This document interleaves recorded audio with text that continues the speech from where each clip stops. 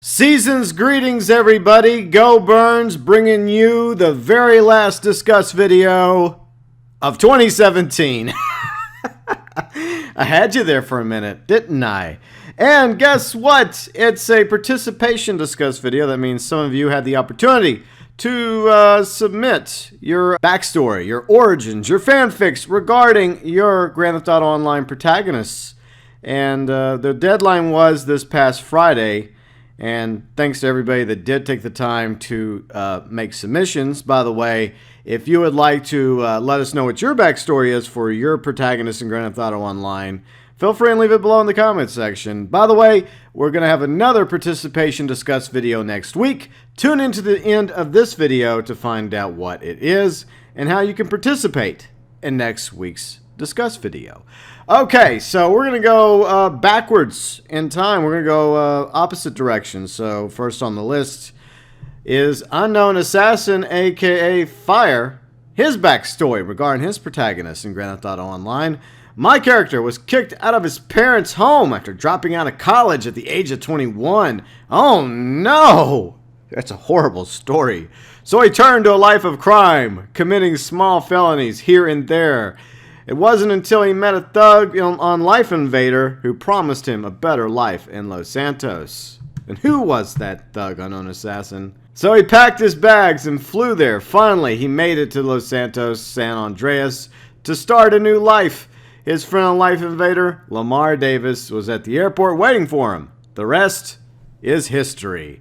Okay, so that's a pretty good story. Next, let us go to Lunchhawks. By the way, Lunchhawks is the one who came up with the idea for this Discuss video. And yes, I do accept ideas, suggestions for future Discuss videos, FYI, which you can submit via the comment section, Twitter, Facebook, or over on the Discord.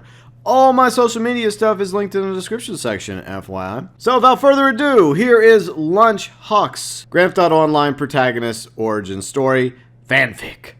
I know this is long, but please read. I thought of this idea at the beginning of my character and involves the two timelines. So there's two timelines, as we've talked about before in a previous Discuss video.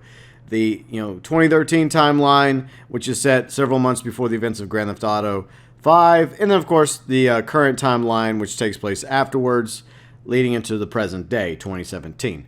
Alright, so his character name is Chris.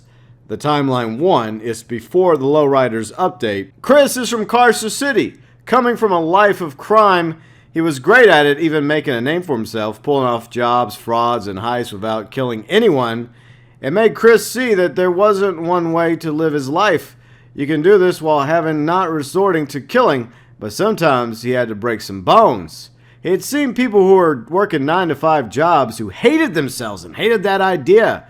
Chris thought a mediocre life was worse than a bullet. He wanted to live life on his own terms, not what constitute a supposed quote-unquote happy, boring life. But one day, after being set up by the FIB, putting him in their hands, he thought he knew he would be in prison for the rest of his life. But one FIB agent came to the rescue. His name was Steve Haynes. He struck a deal with Chris. The deal was to help Steve take down bosses in Los Santos, and Chris won't be in prison for the rest of his life. But there was a catch. Steve would take all the credit, and Chris would do all the work, being off the files. Seeing that Chris only had one way out, this being the lowest point in his life, he said yes. So the operation started, landing in Los Santos. He had a new identity thanks to the FIB, and he started to do his job that he didn't waste his time. Within 5 months, Chris had secret recordings, pictures, etc. of the crime bosses in Los Santos. He did these jobs. Chris started to see the errors of his mistakes. He'd seen that he was living by the FIB rules, not his rules, but the FIB didn't care. But then the biggest job he ever had came in the heist. Steve Haynes said that if he does this one last job, he's out. But Chris had a sneaking suspicion. After he did the Pacific Standard heist, he thought he was done. After the heist, Chris called Steve to come to a secret place to meet him so he could hand over the evidence. But Chris knew that if he handed this over, his life was also over. Hell, the FIB might kill him. So he set up his fake death in a car bomb, putting all the evidence in the car, destroying it. When Steve got there, he thought Chris had been killed by the people who Chris set up. Steve saw the fake death and tied up the loose ends connection between Chris. Then Chris thought to himself, why not stay in Los Santos and keep doing what he's doing? Timeline 2, following the events that happened with Steve being killed off in the main story of Grand Theft Auto 5. Timeline 2, seeing the death of Steve Haynes, Chris knew that he was finally safe, so he started doing things his way. Thanks for the submission and the idea for this discussed video, Lunchhawks.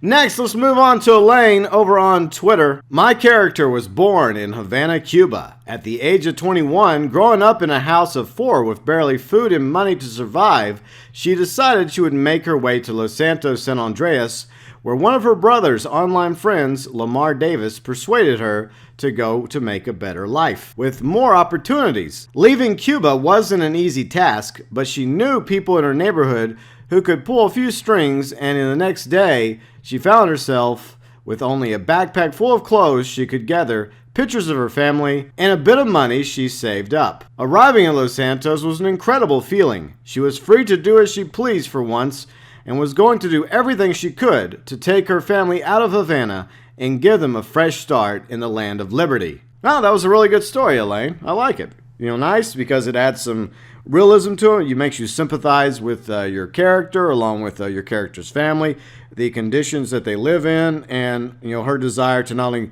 make a better life for herself, but also make a better life for her family as well. Next, we move on to Chaotic Irishman. My Grand Theft Auto Online character's backstory is he was a simple low-life criminal in Liberty City, trying to be like his father, Claude. Okay, so Unknown Assassin is going to be salty about this because he wanted to have Claude as his dad, but it was like an additional tweet he sent me after he basically wrapped up his story. And I told Unknown Assassin before Chaotic made his tweet that he couldn't use Claude. But since Chaotic Irishman had a birthday, this past Saturday, we'll let it slide, Chaotic Irishman. Don't look at me like that, Unknown Assassin, okay? Your story was already wrapped up before you decided to add Claude into it, okay?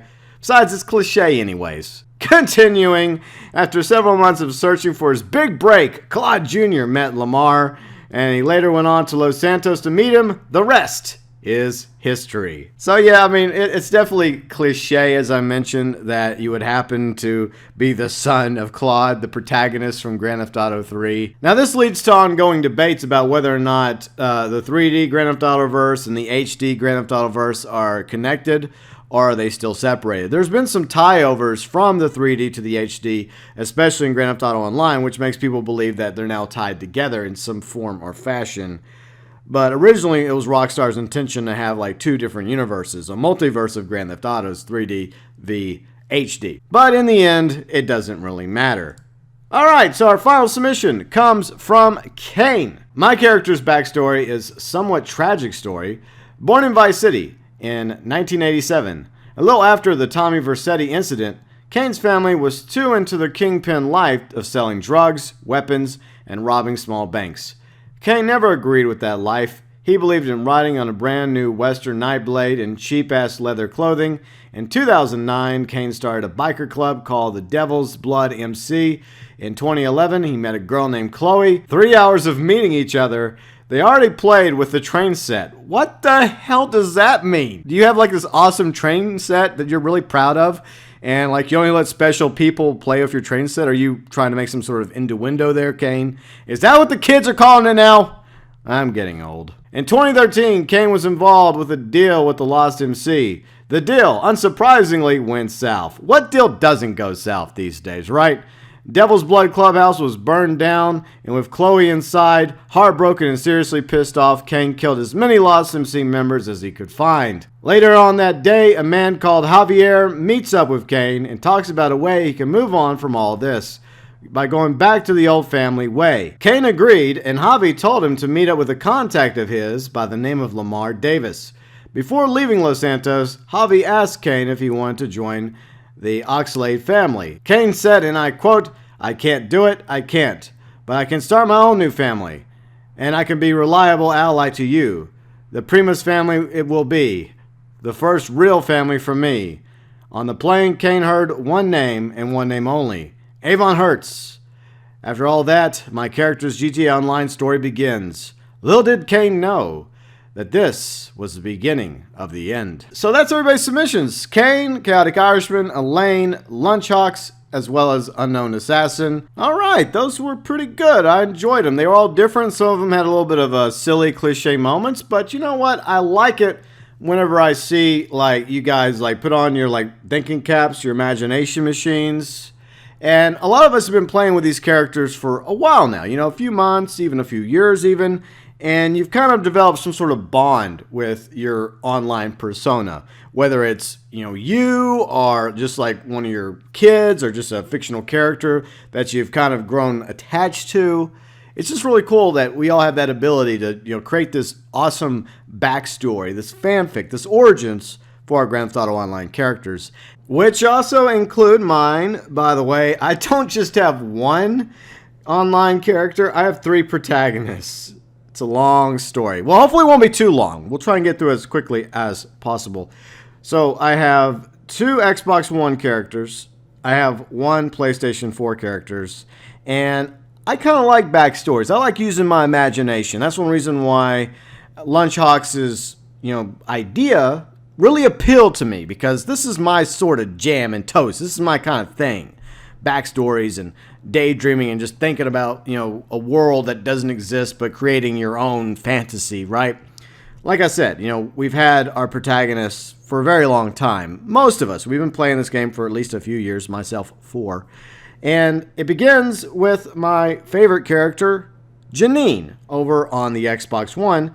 Originally on the Xbox 360, that's when I first started playing Grand Theft Auto Online. Launch day, October 2013. Now on launch day, whenever I finally got a character, because I had to restart a few times because the servers kept freezing, there was issues the first couple days, yeah.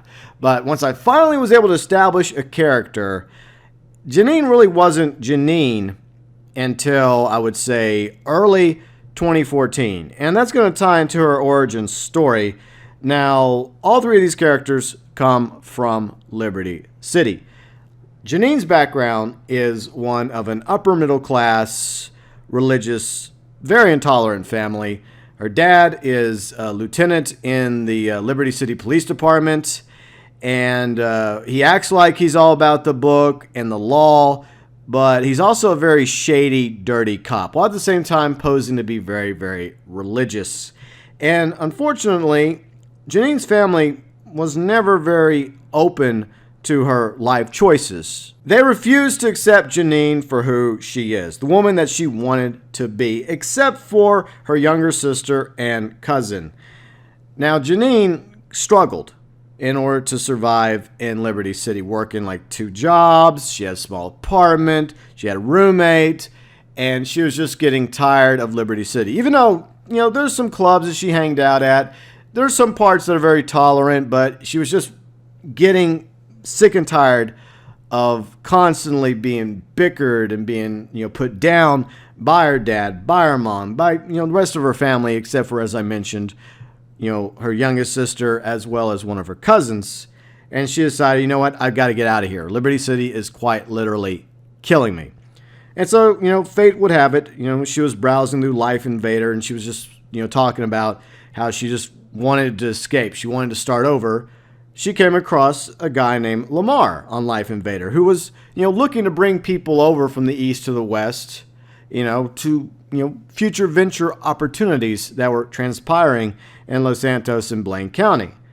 And, you know, basically he talked her into leaving everything behind in Liberty City and coming out to the West Coast. So she sold almost everything she had, you know, to various people, to pawn shops, etc., in order to have enough money to buy a plane ticket as well as a few bucks in her pocket to help her survive at least a month or 2 in Los Santos. So she got on the plane, left Liberty City behind with just a suitcase, and, you know, from there, her life completely changed. From the moment she got off the plane at LSIA, met Lamar, and, you know, breathed in the air, you know, somewhat smoggy, but at the same time, she just felt like this was a restart button for her, a beginning that she had wanted and longed for several years now. And it was her opportunity to finally become the person she truly wanted to be, to leave those that judged her, those that put her down, those that mistreated her in Liberty City behind as she started a new life. Of course, it wasn't easy. She had to start off with a small apartment, a 2-car garage. Eventually, she started making some connections through Lamar, a guy named Gerald, as well as Simeon. She also met some other people out in Blaine County, some guy named Ron, including Trevor, who kind of fancied her a little bit. And then she met Lester. And Lester really thought that Janine had something going on, that she had a good head. She was level-headed, she was smart, she made very good decisions, she was a quick learner, and she really was starting to get into the life of crime. And he invited her, along with 3 others, to partake in some various heists. There she also met Agent 14, who she, became connected with as well, with future jobs down the road. And after, doing a series of heists, that set her future. She was able to get high-end apartments and start becoming somewhat legitimate, building her organization up with executive offices and warehouses, as well as bunkers, facilities, even a hangar all the way up in Fort Zancudo. And, she was able to find acceptance and new friends, and people, embraced her for who she was. She was able to make that transition in Los Santos without people judging her or discriminating against her. And she actually felt like the woman she always wanted to be, that she was denied by her family in Liberty City, with 2 exceptions. Now, some of the things that Janine enjoys doing is she loves flying, as well as sitting on her yacht in her hot tub, as well as checking out art, museums, nice cars. She just likes the nicer things in life. Now, her youngest sister, Cynthia, got into some trouble back in Liberty City, and her dad was tired of bailing her out. So basically, her dad turned his back on Cynthia just like he did with Janine, and Cynthia called up Janine, asking for help. And Cynthia was one of the few members of her family that actually still, loved her and still considered her to actually be somebody important to them.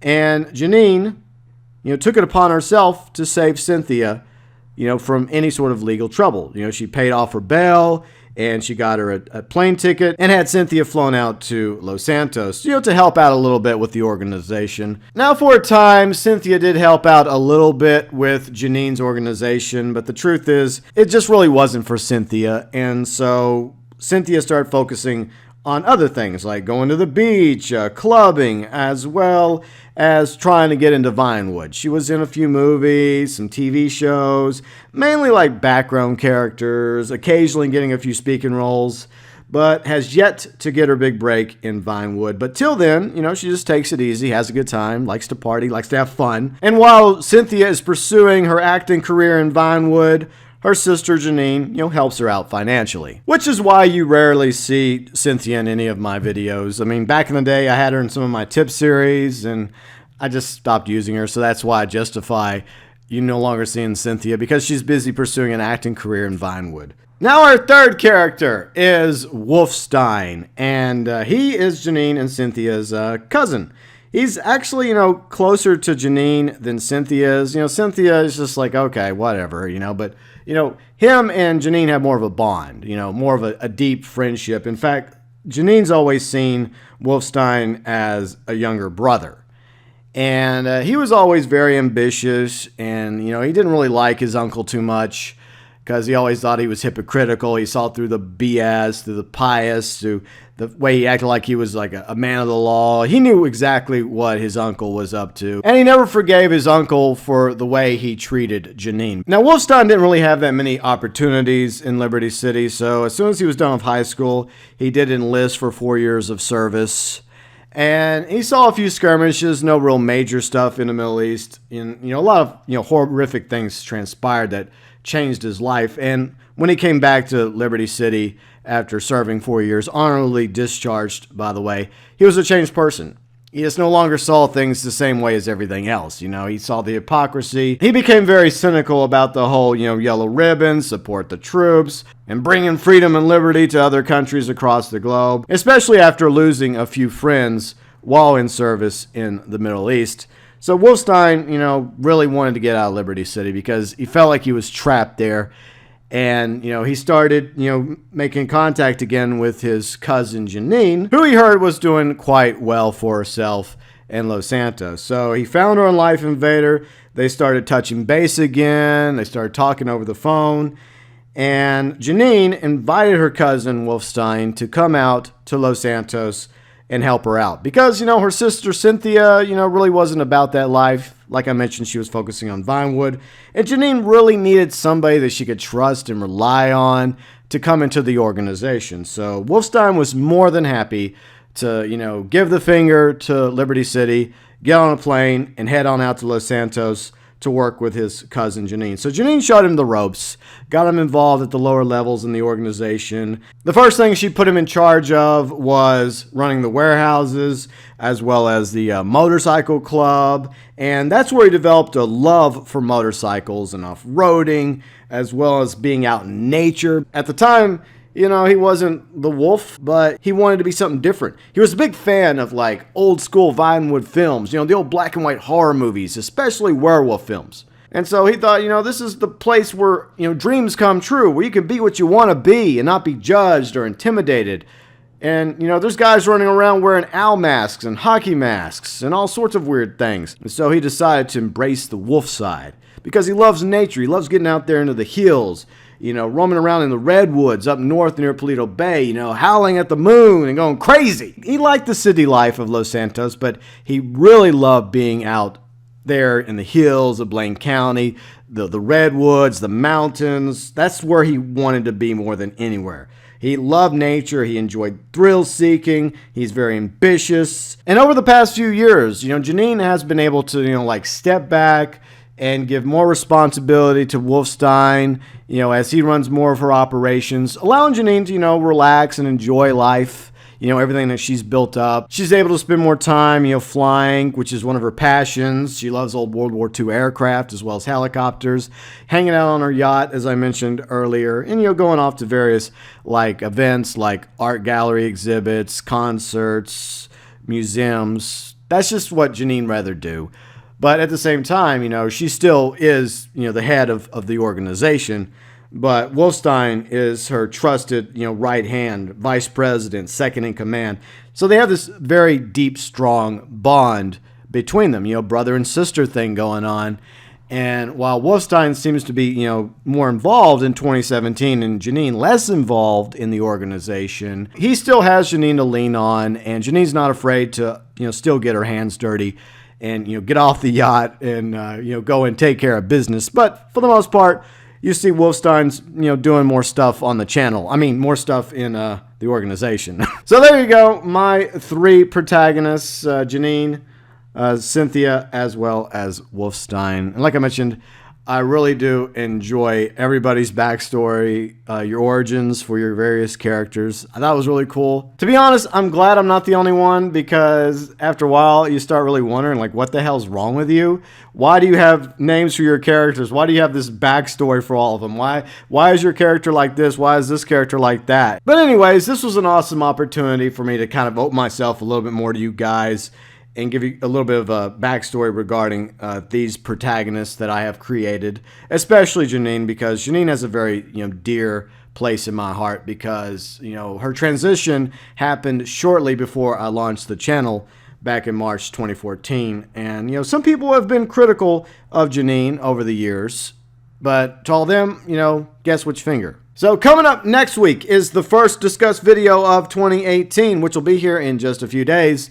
So speaking of 2018, what video games coming out, hopefully in 2018, if they don't get delayed to 2019 or 2020 or whatever, but what games scheduled to come out in 2018 are you most looking forward to playing, and why? Let me know below in the comments section, via Twitter or Facebook, by this coming Friday. The deadline for submissions is Friday, December 29th. So you have till this Friday, December 29th, to make your submissions for the 2018 video games you are most looking forward to.